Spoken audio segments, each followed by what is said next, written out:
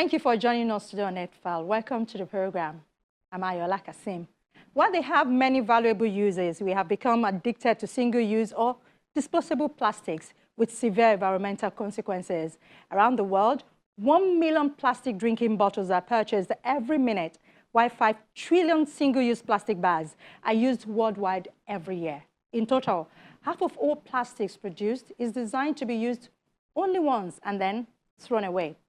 Plastic waste is now so ubiquitous in the natural environment that scientists have even suggested it could serve as a geological indicator of the Anthropocene era. Yeah, the big word there. Well, we've been told if current trends continue, our oceans could contain more plastic than fish by 2050. The good news is many people are doing their bit all over the world. We want to look at these on today's Earthfile, and we start right here in Lagos. Just stay with us. 15-year-old climate activist Esohe Ozigbo struts a catwalk in an outfit made from discarded polybags in Lagos.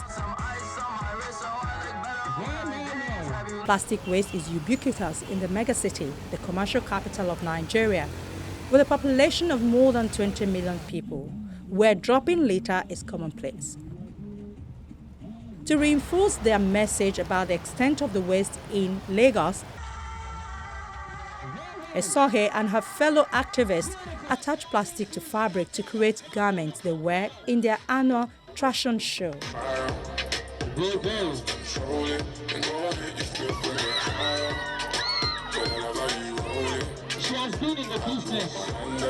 The fashion show means a lot to me. I've been doing it for years, and it's like a way of showcasing to everyone what we can do with the trash we so carelessly discard. And I really think it's just like us making a statement and showing that we care about the environment, and you should too, because we're just teenagers, but we're trying to make a change in the world. Green Fingers Garden, a not-for-profit conservation group funded by donations, works with young people to stage the shows in shopping malls. The goal is to mix creativity with advocacy. And that was why we actually went out with this. So the students are the ones, together we went out, we picked up the plastic, we cleaned the environment. But rather than just taking everything maybe to a dumping site or so, we felt we'd get creative with it.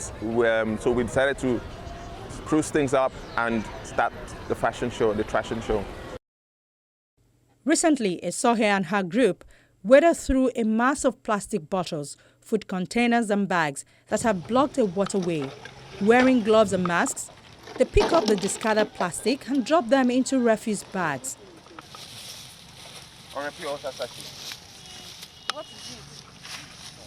Their aim is to enable water to flow around the waterway in the city's Shangotedo district that was constructed to prevent flooding, while raising awareness of the problems caused by single-use plastic. We are the generation who are going to be leading in a few years. And the older people, at the end of the day, they will end up leaving this earth and we'll be the ones left with it. So we need to start now, because in a few years, it's going to be too late to do anything. Esohe, who cites Swedish teenage climate activist Greta Thunberg as her inspiration, says she hopes the shows make shoppers think about their actions. Other young environmentally conscious Nigerians may have already lost hope. Photographer Abdurazak Babalola created a series of concept images about single-use plastic in 2019. I did this project in 2019, and since then, nothing has really changed. Nothing. Let's be honest with ourselves. Nothing has really changed. And if we don't restore the earth right now, the negative effect it's going to have on us, we won't be able to handle it. Esohe and her counterparts don't intend to ever give up, whether they have to get down and dirty or clean up nice for the cause. Mismanaged plastic waste and unsustainable plastics production are commonplace in the country. Challenges include thin capacity and investment in waste collection and recycling, varying levels of awareness of sustainable practices among businesses and consumers, and the niche nature of innovative and alternative models supporting reduce and reuse. In 2018, Nigeria was estimated to have discharged around 200,000 tons of plastic waste, into the ocean per year, while its annual plastics production is projected to grow to 523,000 tons by 2022. So far, the Extended Producers Responsibility Program of Nigeria has been the closest working government policy tackling plastics waste in Nigeria, a program that originated from Sweden in the 1990s as a policy strategy to encourage environmentally responsible product manufacturing and disposal. Nigeria first published its EPR operational guidelines in 2014 and commenced operation in 2016, starting with a sector that probably produces the largest amount of plastic waste in the country, the food and beverage industry. The idea is to make manufacturers or brand owners responsible for the entire life cycle of their product, particularly their take-back, recycling, and final disposal. The EPR program is now, we have started it. Presently we have 3 sectors. One of them is the food and beverage sector, which generates most of the domestic waste we use, especially the plastics, packaging of the food substance, and also other items. So the stakeholders, they have come together, they have set up their producer responsibility organization, and this PRO now is trying to see how they are going to incentivize the collection of this waste and also the recycling on behalf of the manufacturers, the importers. So the role of Nigeria is to provide the oversight function to ensure that they do the right thing. Not only the food and beverage sector, we also have the EPR for the electronic waste. You know, Nigeria is one of the countries that receive a lot of second-hand electronics. When they come, they pack up and they become serious environmental hazards. Presently, the people do recycle most of these things, but it impacts much in the environment. They burn most of the plastic cases after removing the useful components. And it's not good for the environment, so we are also implementing the circular economy in that sector. We have the PRO that is called the E-Waste Producer Organization of Nigeria, EPRO. So presently, stakeholders are keen in, and we also have pilot projects in Lagos where we intend to collect 300 tons of e-waste to showcase the best way to go about the collection and the recycling in the best manner. So after doing that, we hope to replicate this, not only in other states of Nigeria, but other African countries. Another attempt to regulate the mounting problem of plastic waste was made in 2018 when a member of the House of Representatives introduced the Plastic Bags Prohibition Bill. The bill sought to prohibit the use, manufacture, and importation of all single-use plastic bags used for commercial and household packaging. It also prescribed heavy penalties for offenders, including imprisonment. Although the House of Representatives passed the bill in 2019, it was never signed into law. Meanwhile, the National Policy on Plastic Waste Management is the most current and comprehensive effort to promote the sustainable use of plastic through life cycle management. It builds on the National Policy on the Environment of 1991 and the 2018 National Policy on Solid Waste Management that was developed to govern the waste sector. The policy, which continues to be under consideration since 2018, aims, among other things, to reduce plastic waste generation in the environment by 50% of its baseline figure of 2020 by 2025, to phase out single-use plastic bags and styrofoam by 2028, and to ensure that all plastic packaging in the market is recyclable or biodegradable by 2030. In January 2021, the federal government announced that it will join the Global Plastic Action Partnership alongside Indonesia, Ghana, and Vietnam to advance national efforts to fight plastic pollution. In joining GPAP, Nigeria will work with the World Economic Forum to launch a national plastic action partnership based on a promising model that has been piloted in Indonesia, Ghana, and Vietnam. Its principal mandates will include creating and working with locally led, locally driven platforms such as the Federal Ministry of Environment and the African Development Bank coordinated Nigeria Circular Economy Working Group. to bring together the country's most influential policymakers, business leaders, and civil society advocates. The goal is to deliver a national action plan for radically reducing plastic pollution, connecting high-potential solutions with strategic financing opportunities. To fund this project, the British government, through its Blue Planet Fund, delivered £16.2 million for 5 programs to tackle climate change, restore ocean health, and reduce poverty in developing countries, including Nigeria. The programs, financed from the UK's overseas aid budget, will increase marine protection, tackle plastic pollution in Nigeria and 3 other countries. I hope Nigeria takes this opportunity, uses this funding to good effect here. I'm delighted that the Ministry of Environment has just set up, or recently set up, a sort of circular economy group. And it's not just public officials, but that will include the private sector and also CSOs. So it really is an inclusive approach to tackling the scourge, the scourge of plastic waste. And I'm pretty certain it's going to be successful. More recent scenarios have suggested that due to end-user demand for plastic products on the continent, by 2060, 8 African countries will be in the top 10 nations with the highest plastic waste generation rate. Overall, this results in large volumes of waste ending up in open and uncontrolled dump sites. 18 of the 50 largest dump sites are located on the continent, but across Africa, many are looking at solving the problem. As Ivorian painter Aristide Kwame combs the beach dragging a trash bag of waterlogged flip-flops, he knew most other beachgoers thought him either a desperate trader or a madman. Little did they know that when 26-year-old Kwame is tired of collecting rubber scraps that had washed up along Abidjan's coast, he would take them home, cut them into pieces, and plaster them across a canvas valued at nearly $1,000.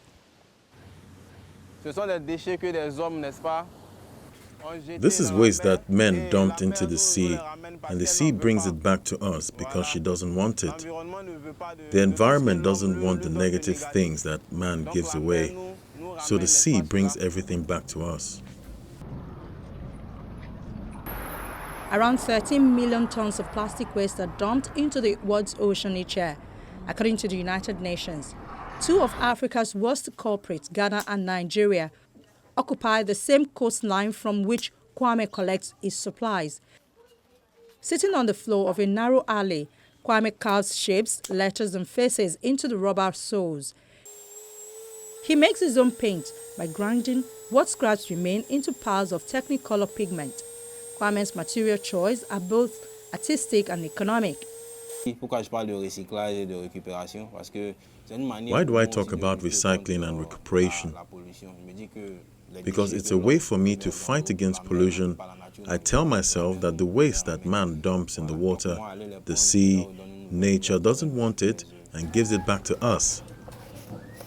So I recuperate all this and give it a second life through my work.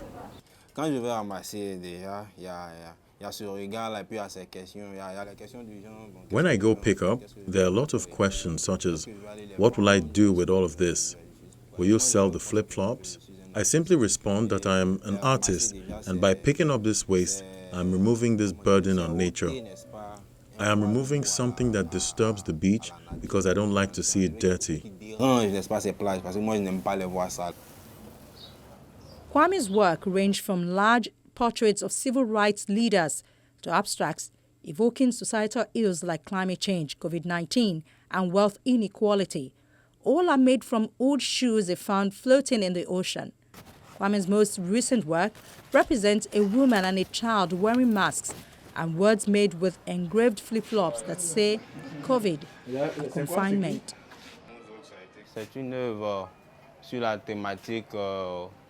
This work is about COVID-19 because that's what dominates the news these days. As an artist, I consider myself a witness of my time. That's why I produce this work, not only to show that this is a dangerous disease, but also being an additional push in the fight against this disease. These faces for me, they represent society. These faces next to each other is humankind, and humankind needs an environment that is pleasant to live in. Over a short career, Kwame has blossomed into one of Ivory Coast's more original and provocative working artists.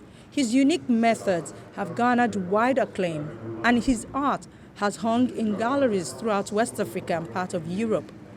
On a recent afternoon in a chic neighborhood in southern Abidjan, several of Kwame's works hung in a gallery often visited by foreign art collectors. D'aller chercher ces tongs sur le bord des plages, donc déjà être acteur pour préserver la planète, les côtes, et ensuite to go and seek these flip-flops on the beaches, it means he is an actor in the preservation of the planet, the coastline, and then, thanks to his reasoning and analysis, he manages to restore the owners of each flip-flop by carving profiles on these flip-flops, which is a difficult and delicate work. It's almost like he finds their owners, thus telling a story. All these flip-flops associated together is our world. I liked this process, this involvement, both environmental and artistic.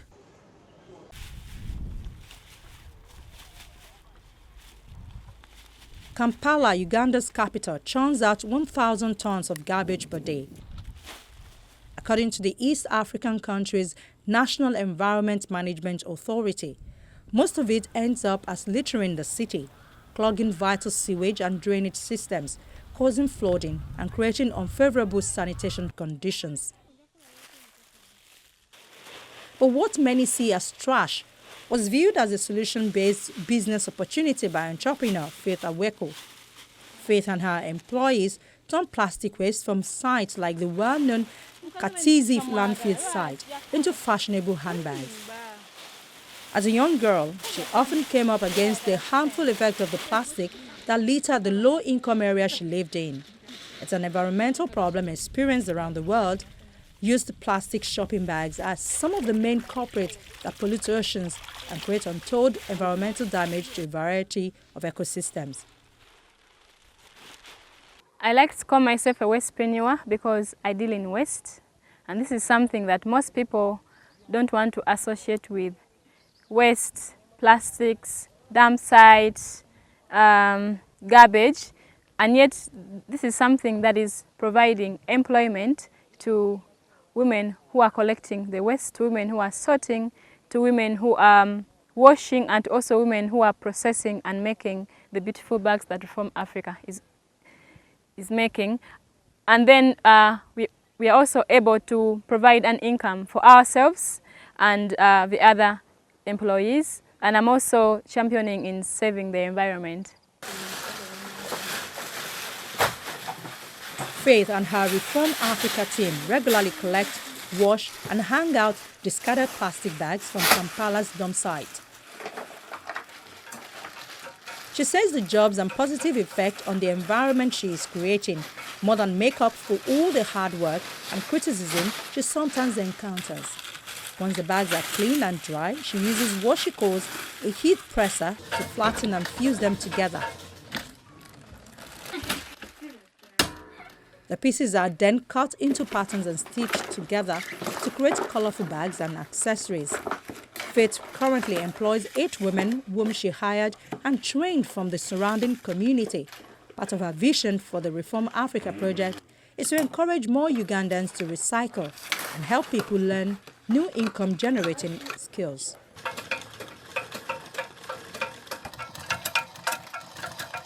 Faith is a graduate of the Social Innovation Academy outside of Kampala, which helps young aspiring social entrepreneurs take their ideas to market. Her bags sell for between $16 and $25. She has deals with several local shops and markets, heavily using social media platforms to land more clients in the West. We have shops both here in Uganda and also in Europe. In Uganda here we have 6 shops, 4 in Kampala and 2 upcountry that retail our products on a commission base. And we also do wholesale to international market. We have over 8 shops that wholesale our products. That's in America and also in Europe. Faith not only hopes to make a mark with her brand, but that her bags will also help spark conversations about environmental awareness, recycling, and waste management in her country. Many have seen the idea of waste to wealth as the 21st century reality. The new research produced by scientists and industry experts for the Pew Charitable Trust and Systemic offers solutions that could cut the projected volume of plastic entering the ocean by more than 80%. The roadmap for stemming the runaway ocean plastic waste crisis is among the most detailed ever offered in a study. If no action is taken, however, the amount of plastic going into the sea every year will rise from 11 million tons to 29 million tons, leaving a cumulative 600 million tons swirling in the ocean by 2040, the equivalent weight of 3 million blue whales. Plastic pollution is something that affects everyone. It isn't your problem and not my problem. It's not one country's problem. It's everyone's problems, because all people, all communities, all governments around the world recognize that it's a problem. It's impacting communities. In some places, waste are clogging up waterways, causing flooding. In other places, they're washing up on beaches and people are not able to enjoy their vacation.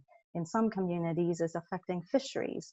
So it has really broad impacts across society, and it's something we see ourselves. So people are experiencing the impacts, they're seeing it, and the biggest problem to all of this is it's going to get worse if we don't do anything.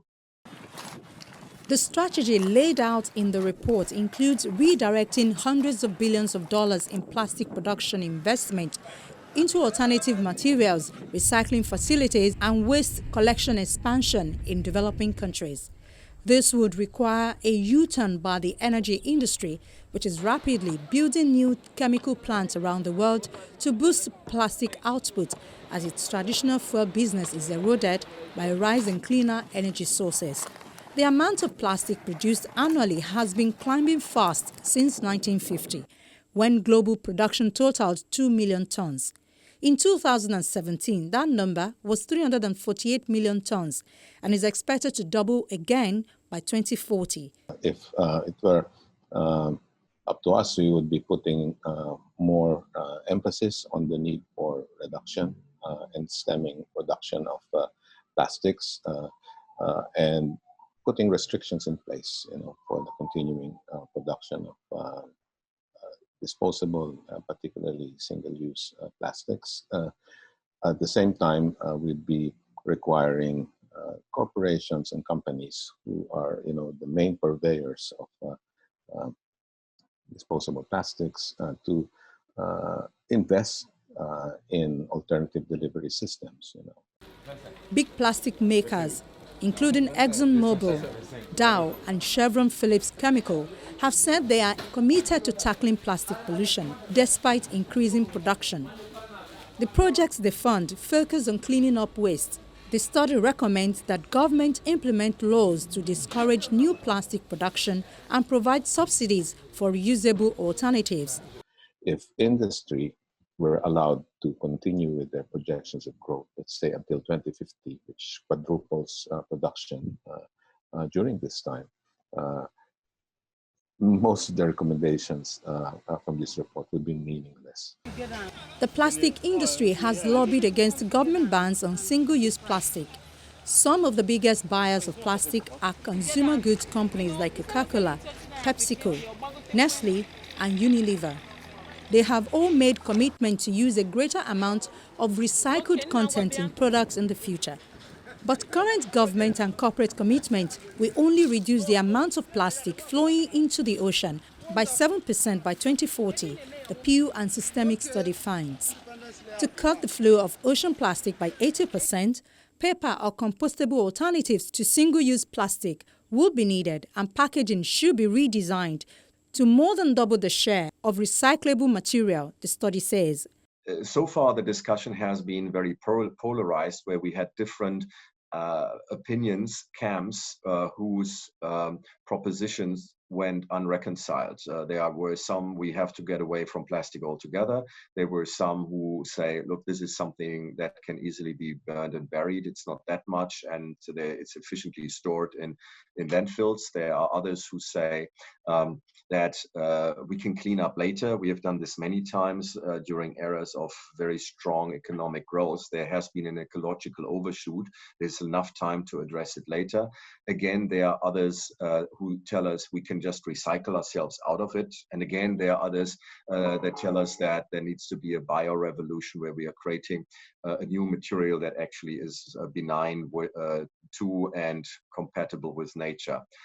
So all of these different positions have sort of a very small kernel of truth, but in their absoluteness, they're absolutely wrong. And that's why we wanted to have a reconciliation of those points. And our report is fairly strong in saying that the most efficient solution to get out of the crisis is, in fact, to dematerialize our demand for what today is single-use plastic. Some criticized the study's inclusion of incineration, chemical recycling, and plastic-to-fuel plants as ways to dispose of waste, saying these methods involve the release of climate-warming carbon emissions while also helping to sustain plastic production. The global volume of plastic waste continues to grow, and some of the biggest producers don't manage their waste effectively. Africa stands out as the continent where the most countries have adopted a total ban on the production and use of plastic bags. Although Nigeria hasn't joined the league, we've seen a lot of positive action. But the truth is, we all need to do more. And with that, we end today's program. Do join us next week. From all of us here in Lagos, it's bye for now.